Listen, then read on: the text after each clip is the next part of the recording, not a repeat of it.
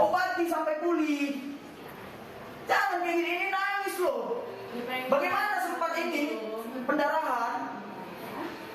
Nyawa loh ini. Itu bukan suami namanya. Saya tahu perasaan Bapak gimana, Pak. Itu bertanggung jawab untuk ini, Pak. Kau lihat ini. Kau pikir nggak hancur perasaan saya kayak gini kaki anak saya? Tahu saya, Pak. Kau pikir nggak hancur?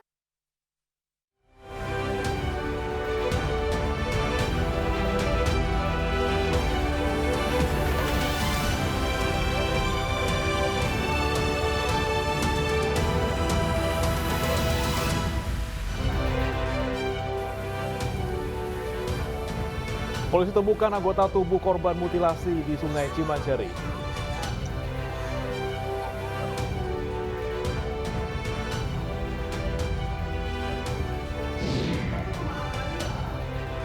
Diduga malpraktik oleh petugas medis, orang tua mengamuk gara-gara kaki bayinya yang baru lahir melepuh.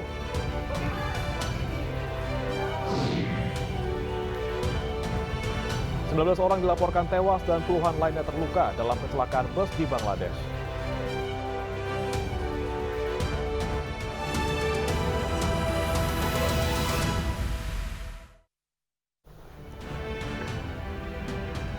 Halo, selamat pagi pemirsa, selamat pagi Ayah Nufus. Selamat pagi, bagaimana nih, kita udah ada di hari Senin. Ya, hari Senin tanggal 20 dan menjelang bulan suci Ramadan.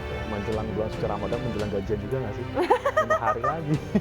Ini sangat menarik ini pembahasannya. Bagaimana? Kamu tanggalnya lebih awal atau lebih cepat? Kita sih kalau sama ya? Sama lah, tanggal 25 atau setelahnya. Tapi do you love your job? Pasti lah ya. Pasti. Kita mau gajian, mau nggak gajian atau mau belum gajian, tetap semangat ya mengenai apa pemirsa di rumah. Karena kami hadir kembali dalam Anggis Pagi melengkapi informasi Anda pagi hari ini. Ya, dan selain 3 berita utama tadi pemirsa, kami juga telah menyiapkan sejumlah informasi menarik lainnya. Bersama saya Ayah Nufus. Dan saya Brema Latinaya, kita simak Anggis Pagi selengkapnya.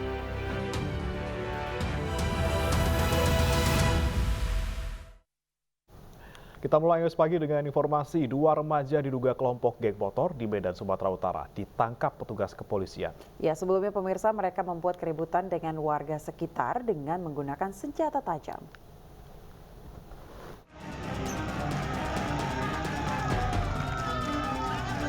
Inilah keributan yang terjadi saat 2 remaja yang diduga kelompok geng motor diamankan tim Reskrim Polsek Medan Kota.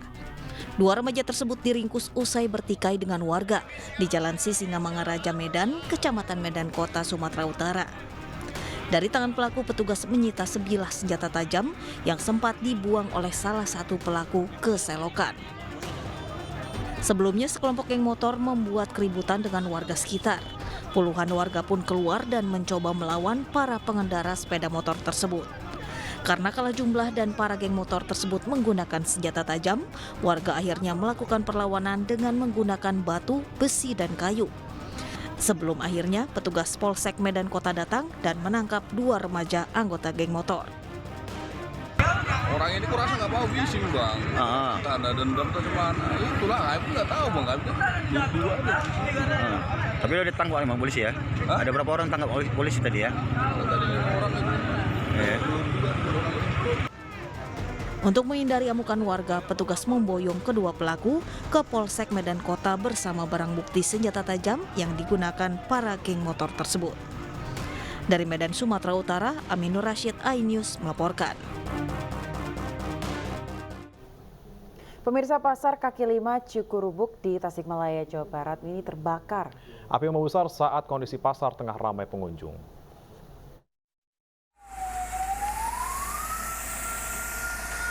Pasar kaki 5 Cikurubuk di Kecamatan Mangkubumi, Kota Tasikmalaya, Jawa Barat, Minggu sore terbakar. Api terus membesar dan menghanguskan 6 kios. 6 mobil damkar milik Pemkot dan Pemkap Tasikmalaya dikerahkan di lokasi. Kebakaran terjadi saat kondisi pasar tengah ramai sehingga petugas kesulitan menjangkau titik api. Tidak ada kendala, hanya memang di situasi seperti ini sedang munggahan, banyak orang lalu lalang, kendaraan padat, sehingga kita sulit untuk memasuki area karena pasar ini sudah ramai sebab ini pasarnya pasar malam. Iya betul, ada 6, perlu saya sampaikan ada 6 los yang terbakar. Di antara ya los. Ada penyimpanan memang gudang tapi bukan gudang permanen. penyimpanan beras dan telur, 2 warung kopi, lalu sepotong rumah makan nasi Padang. Tidak ada korban dalam peristiwa ini. Penyebab kebakaran masih diselidiki polisi. Dari Tasikmalaya, Jawa Barat, Asep Juharyono, iNews melaporkan. Sebuah kios di Wai Halim, Bandar Lampung juga terbakar, pemirsa. Ya, 3 orang yang terdiri dari ibu dan 2 anaknya tewas karena terjebak di dalamnya.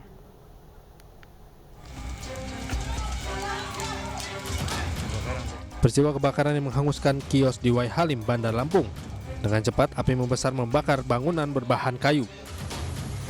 Petugas pemadam kebakaran berlangsung datang ke lokasi kemudian langsung berhasil memadamkan api sebelum menyambar kios lainnya. 3 korban yang berada di dalam bangunan kios tak dapat menyelamatkan diri dan ditemukan meninggal dunia. Korban tewas terdiri dari sang ibu Juita dan anaknya serta anak tetangganya.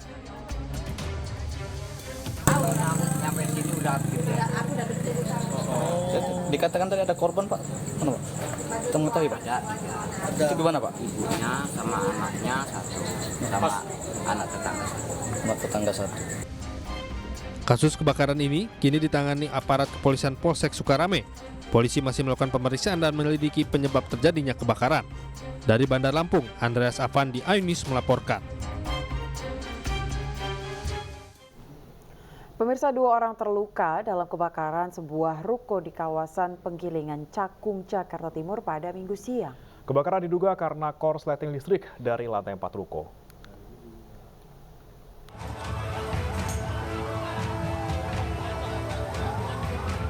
Sebuah ruko berlantai 4 di kawasan Penggilingan Cakung, Jakarta Timur, Minggu siang terbakar. Petugas Damkar Jakarta Timur berjibaku memadamkan api. Api dengan cepat membakar seluruh bagian ruko hingga nyaris tak tersisa. 2 orang pemilik ruko mengalami luka ringan saat mencoba menyelamatkan barang berharga mereka. Kebakaran ini diduga terjadi akibat korsleting listrik di salah satu kamar ruko yang berada di lantai 4. Api berhasil dipadamkan setelah menurunkan 11 unit mobil pemadam kebakaran. Tidak ada korban jiwa dalam kebakaran ini, namun kerugian ditaksir mencapai puluhan juta rupiah. Dari Jakarta, Rio Manik, iNews melaporkan. Diduga akibat sopir mengantuk, 5 kendaraan roda 4 mengalami kecelakaan beruntun di depan Bundaran Senayan, Jakarta pada Minggu pagi. 2 orang yang terluka, pemirsa, dibawa ke Rumah Sakit Gandaria, Jakarta Selatan.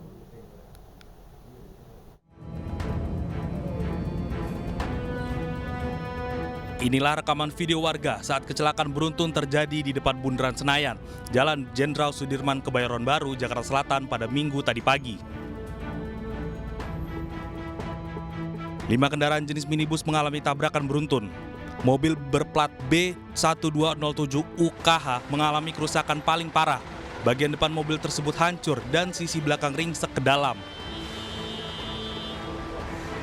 Menurut Kanit Lantas Gakum Polda Metro Jaya, peristiwa ini berawal dari salah satu kendaraan dari arah Sudirman menuju Blok M Jakarta Selatan menghantam keras kendaraan yang berhenti di depannya. Dikarenakan lokasi kejadian di lampu merah, 4 mobil di depannya yang sedang berhenti akhirnya tertabrak dan terjadi kecelakaan beruntun. Diduga sang sopir mengantuk saat membawa kendaraan tersebut. Pengakuan dari kopdar yang belakang itu ngantuk katanya. Ngantuk, nabrak mobil yang keempat, yang kelima sampai kelima. Sampai dengan rela seperti ini. Berapa unit mobil, Bang, yang terlibat kecelakaan beruntun, Bang? Kurang lebih 5 KR. 5 KR. Kemudian korban kemana, Bang? Korban hanya 2 perempuan diduga, hanya yang di belakang. Cuma sekarang sudah dibawa ke rumah sakit. Akibat peristiwa ini, 2 orang mengalami luka ringan dan dibawa langsung ke RS Gandaria untuk mendapatkan pertolongan medis. Pasca peristiwa kecelakaan, arus lalu lintas dari arah Bundaran Hotel Indonesia menuju Bundaran Senayan pun sempat mengalami kemacetan. Dari Jakarta, Rizky Faluvi, iNews melaporkan. Sebuah bus Trans Sulawesi menabrak gerbang pos pengambilan karcis masuk di Bandara Sultan Hasanuddin Makassar, Kabupaten Maros, Sulawesi Selatan. Peristiwa diduga karena rem bus blong.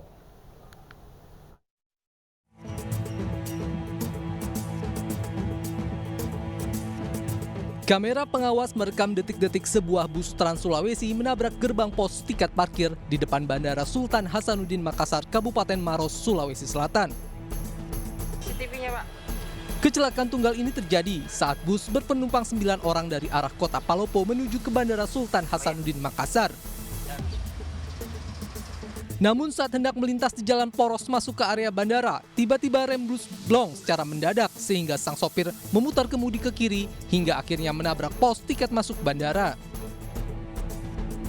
Akibat peristiwa itu, gerbang pos pengambilan tiket mengalami rusak parah dan tidak digunakan untuk sementara waktu. Sementara bus mengalami rusak di bagian depan dan kaca depan pun pecah. Seluruh penumpang, sopir bus beserta petugas pos bandara yang berada di lokasi selamat dan tidak ada yang mengalami luka-luka.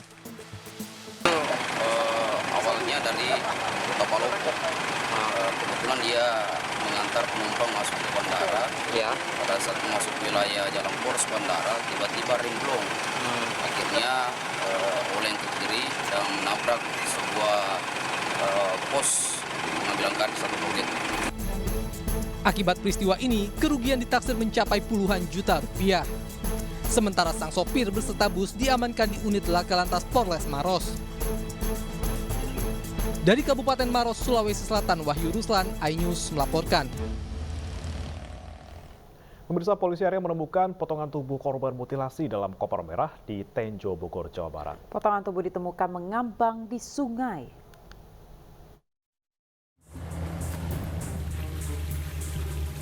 Satu potongan tubuh korban mutilasi di dalam koper merah Tenjo, Bogor, Jawa Barat akhirnya ditemukan di Sungai Cimancerai, Tiga Raksa, Tangerang.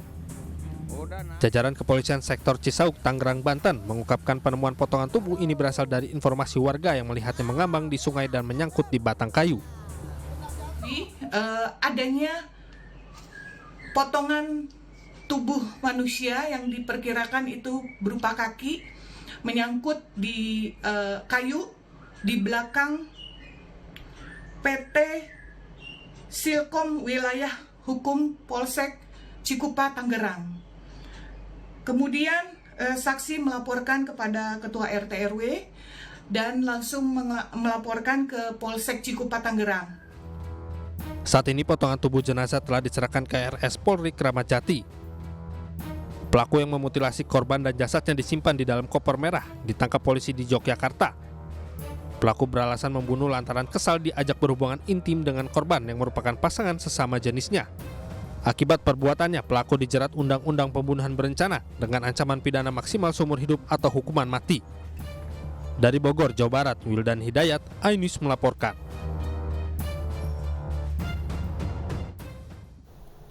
Kita beralih ke Sulawesi Utara, pemirsa. Banjir bandang menerjang sebuah desa di Minahasa Utara. Ya, akibatnya jalan penghubung terputus karena tertutup oleh material lumpur dan kayu.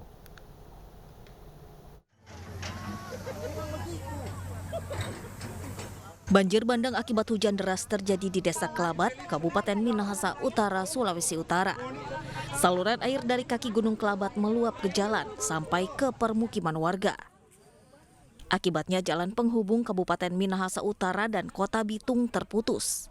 Sejumlah rumah warga pun rusak dan tertimbun lumpur setinggi 40 cm serta puing-puing dan dahan pohon yang terbawa arus air.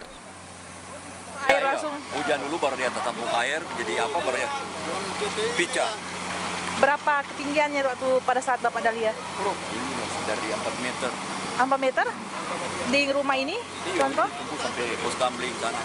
Sudah langsung ditindaklanjuti oleh masyarakat setempat, pemerintah desa dan kecamatan untuk membuka jalan yang tertutup ini, supaya jalur kendaraan atau aktivitas masyarakat tidak ada yang terisolasi. Tujuan utama, walaupun ini mungkin jalan provinsi, tetapi perhatian dari masyarakat setempat, pemerintah desa dan kecamatan bersama seluruh lapisan masyarakat langsung mengantisipasi membersihkan jalan agar supaya kendaraan bisa langsung lewat. Sejumlah alat berat milik warga desa dan petugas BPBD mulai diterjunkan untuk membersihkan material lumpur dan kayu di jalan. Tidak ada korban jiwa dalam peristiwa ini, namun 5 rumah warga rusak dan dipenuhi lumpur. Dari Minahasa Utara, Sulawesi Utara, Francine Darungo, iNews melaporkan. Ke informasi lain pemirsa, seorang bayi yang baru dilahirkan di Medan, Sumatera Utara diduga menjadi korban malpraktik di sebuah rumah sakit tempat ia dilahirkan. Telapak kaki bayi tersebut pemirsa luka bakar hingga melepuh usai menjalani pengambilan sampel darah untuk uji stunting. Obati sampai pulih. Jangan kayak gini, nangis loh. Orang tua bayi ini naik pitam dan meluapkan emosinya kepada pihak Rumah Sakit Mitra Medika Medan, Sumatera Utara. Pasalnya, bayi yang baru dilahirkan di rumah sakit ini mengalami luka bakar melepuh di telapak kaki kanannya. Sebelumnya, pihak rumah sakit melakukan uji stunting kepada sang bayi dengan diambil sampel darahnya melalui kaki. Namun sehari setelahnya, keluarga curiga karena kaki kanan bayi dibalut dengan perban. Setelah dibuka, ternyata kaki kanan bayi mengalami luka bakar hingga melepuh. Pihak rumah sakit menjelaskan luka tersebut adalah dampak dari air hangat yang digunakan saat pengambilan sampel darah. Tak terima dengan penjelasan tersebut, orang tua bayi melaporkan hal ini ke Mapolda Sumut. Bukakan aja sama istri saya. Nah, disitulah kami tahu kejadian itu. Dan disitu pun masih mereka berusaha untuk menutupi. Kenapa kaki anak saya jadi seperti ini? Apa yang kalian perbuat dengan anak saya? Sementara kakinya kemarin cantik, sehat. Nggak ada seperti ini, apa yang kalian perbuat? Memang saya setuju, saya tanda tangani. Tapi sesuai dengan SOP yang kalian katakan. Itu dicucuk jarum, diambil sampel darah, sudah hanya itu. Dan kalian bilang risikonya tidak ada. Hari Selasa kita buat laporan. Masih sampai SPKT, tapi kita udah koordinasi dengan pihak Krimsus tentang perkara ini. Maka ditetapkan pasal 28. Yang artinya isinya tentang malpraktek yang mengakibatkan luka.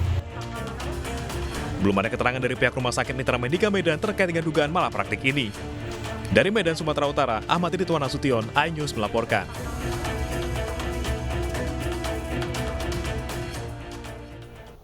Kita beralih ke informasi lainnya, pemirsa, sudah hampir 1 bulan Kristalino David Ozora dirawat di rumah sakit. Ya, meski membaik, namun kuasa hukum David, Melissa Anggraini, mengungkap kesehatan David masih belum stabil. Menurut paman David Ozora, Rustam Hatala, David menunjukkan progres yang cukup baik. Kesadaran motorik menunjukkan tingkat kenormalan tinggi. David sudah bisa menerima perintah sederhana seperti buka mulut, menegakkan tubuh, dan mengedipkan mata. Namun untuk kontak mata masih terus berjuang karena belum selalu fokus. Sementara itu, kuasa hukum David Ozora, Melissa Anggraini, mengatakan kesehatan David masih belum stabil. Saat ini tim dokter Rumah Sakit Mayapada masih terus melakukan stimulasi kesadaran kognitif. Pelan-pelan, pelan-pelan, Enak. nangis ya. Enak ya? Enak dong, ya jus buah ya.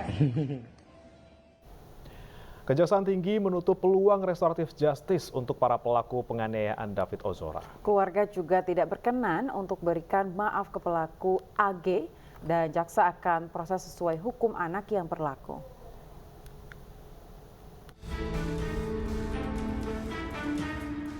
Pasca menuai kecaman di media sosial, Kejaksaan Tinggi DKI Jakarta menutup peluang restoratif justice terhadap Mario Dandi dan Shane Lucas. Pintu damai 2 tersangka penganiayaan David Ozora pupus karena ancaman hukuman pidana mereka melebihi batas yang telah diatur dalam peraturan kejaksaan. Selain itu, penganiayaan yang dilakukan Mario Dandi dan Shane Lucas dinilai berdampak luas bagi masyarakat sehingga keduanya tidak layak mendapat restoratif justice. Sebelumnya, peluang restoratif justice dilontarkan oleh Kepala Kejaksaan Tinggi DKI Jakarta usai menjenguk David Ozora di rumah sakit. Semula peluang itu terbuka dengan catatan atas persetujuan kedua belah pihak, baik pihak Mario Dandi dan pihak David Ozora. Di tahap berikutnya, misalkan di tahap sudah diterima kepada kami, proses itu kami akan tetap menawarkan apakah dia akan dimaafkan secara yuridis sehingga dapat dilakukan proses tadi, RJ, restoratif justice. Kalau memang korban tidak menginginkan, ya, proses jalan terus. Proses RJ itu dilakukan apabila kedua belah pihak memang menginginkan perdamaian dan tidak ingin melanjutkan lagi perkara ini. Tapi kalau salah satu pihak tidak bisa dan tidak menginginkan, ya seperti bertepuk sebelah tangan. Sementara itu, keluarga David Ozora hingga kini memastikan tidak ada perdamaian dalam kasus ini.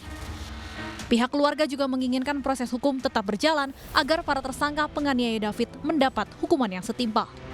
itu keluarga sudah menutup pintu terkait dengan damai. Apakah dalam proses penyidikan, dalam proses penuntutan sampai dengan proses pengadilan nanti tidak lagi ada peluang apapun untuk restoratif justice, terutama terkait dengan pelaku anak ya. Karena kalau dilihat dari pasal yang disangkakan kepada para pelaku ini, yang dimungkinkan hanya tentunya kepada anak pelaku ini. Kepada yang dua sudah pasti tidak, karena ini sudah masuk kepada penganiayaan berat berencana. Sebelumnya, pernyataan tentang restoratif justice dari Kejaksaan Tinggi DKI Jakarta sempat viral di media sosial. Warganet mengecam pernyataan tersebut karena menilai perbuatan yang dilakukan oleh Mario Dandi dan Shane Lucas terhadap David Ozora adalah penganiayaan berat.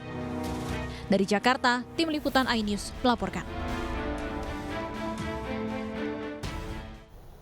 Mario Dandi ternyata menyebarkan sendiri video penganiayaan terhadap David. Ya, tidak hanya video pemirsa, Mario juga mengirimkan foto-foto luka korban ke pihak lain, di mana Mario Dandi pun terancam melanggar Undang-Undang Informasi dan Transaksi Elektronik.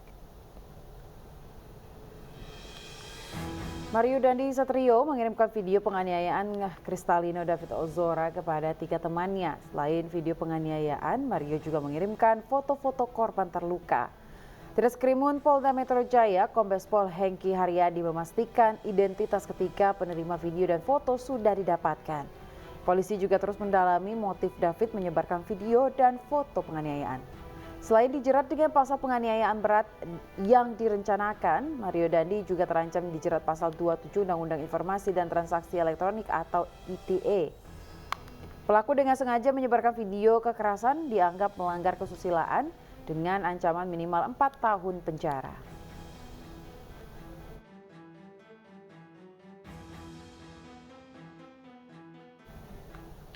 Pemirsa, razia diduga wanita tunasusila jelang bulan suci Ramadan di Medan, Sumatera Utara diwarnai aksi kejar-kejaran. Informasi selengkapnya akan kami hadirkan usai jeda berikut.